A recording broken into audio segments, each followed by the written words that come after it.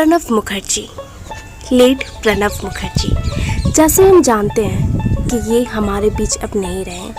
इनका कल 31 अगस्त 2020 को इनका निधन हो गया। जैसे हम सभी लोग जानते हैं कि ये हमारे भारत के 13वें प्रेसिडेंट चुने गए थे। 25 जुलाई 2012 में इन्होंने शपथ ली थी। इनका जन्म 11 दिसंबर 1935 में हुआ था और इनका निधन 31 अगस्त 2020 में हुआ था। चलिए आज हम इनके बारे में जानेंगे, इनका एजुकेशन कहाँ से हुआ और इनके फैमिली बैकग्राउंड के बारे में जानेंगे। वीडियो को शुरू करते हैं। Hello everyone, this is Nikita here. Welcome back to the science kids academy. इस वीडियो में मैं आज आप लोगों को लेट प्रणब मुखर्जी के बारे में बताऊंगी, उनके बायोग्राफी के बारे में। वीडियो को शुरू करते हैं। वीडियो को टिल एंड तक देखिएगा। चलिए, प्रारंभिक जीवन। प्रणब मुखर्जी का जन्म 11 दिसंबर 1935 में पश्चिम बंगाल के वीरभूम जिले में किरनाहर शहर के निकट स्थित मेराती गांव के एक ब्राह्मण परिवार में कामदा किंकर मुखर्जी और राजलक्ष्मी मुखर्जी के यहाँ हुआ था। उनके पिता किंकर मुखोपाध्याय सरनी 1920 से कांग्रेस पार्टी में सक्रिय होने के साथ पश्चिम बंगाल विधान परिषद में 1952 से 64 तक सदस्य और वीरभूम जिला कांग्रेस कमेटी के अध्यक्ष रह चुके थे। यानी कि उनके पिताजी भी पॉलिटिक्स से जुड़े थे। उनके पिता एक सम्मानित स्वतंत्रता सेनानी थे। वे एक स्वतंत्रता सेनानी भी थे जिन्होंने ब्रिटिश शासन के खिलाफत के परिणाम स्वरूप 10 वर्ष से अधिक जेल की सज़ा भी काटी थी। वे 10 वर्ष तक अधिक जेल में भी वो अपनी सज़ा को काटे थे। प्रणब मुखर्जी ने वीरभूम के सूरी विद्यासागर कॉलेज में शिक्षा पाई, जो उस समय कलकत्ता विश्वविद्यालय से संबंधित था। वहाँ से उन्होंने इतिहास और राजनीति विज्ञान में स्नातकोत्तर के साथ साथ कानून की डिग्री हासिल की है।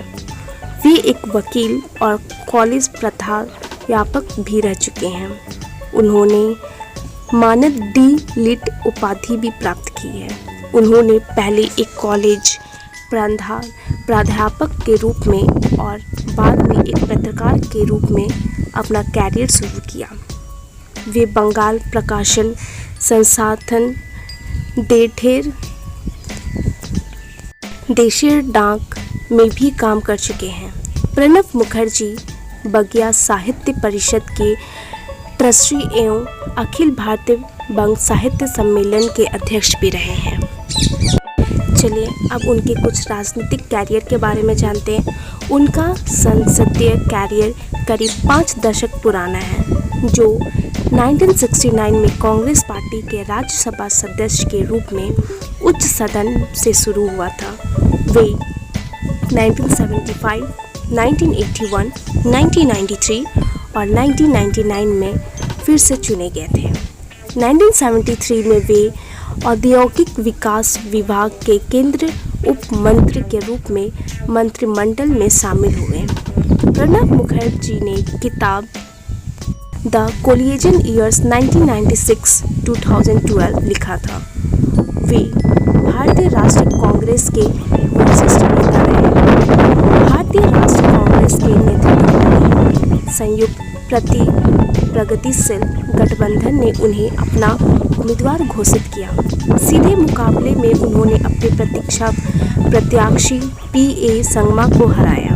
उन्होंने 25 जुलाई 2012 को भारत के 13वें राष्ट्रपति के रूप के पद और गोपनीयता की शपथ ली। उन्होंने कब शपथ ली? 25 जुलाई 2012 को भारत के 13वें राष्ट्रपति के रूप में पद और गोपनीयता की शपथ ली थी। चलिए अब हम इनके निधन के बारे में जानते हैं। प्रणब मुखर्जी 11 दिसंबर 1935 से 31 अगस्त 2020 तक इनका सफ़र था। निधन। पूर्व राष्ट्रपति प्रणब मुखर्जी 84 ईयर्स के थे। उनका 84 ईयर में ही निधन हो गया। वे लंबे समय से सेना के अस्पताल में भर्ती थे। उनकी कुछ दिन पहले ही ब्रेन सर्जरी हुई थी। उसके बाद से वह कोमा में गए थे।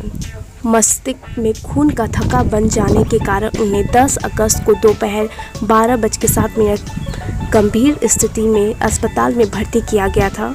सर्जरी से पहले उनकी कोरोना जांच भी कराई गई थी, जिसका रिपोर्ट पॉजिटिव आया था।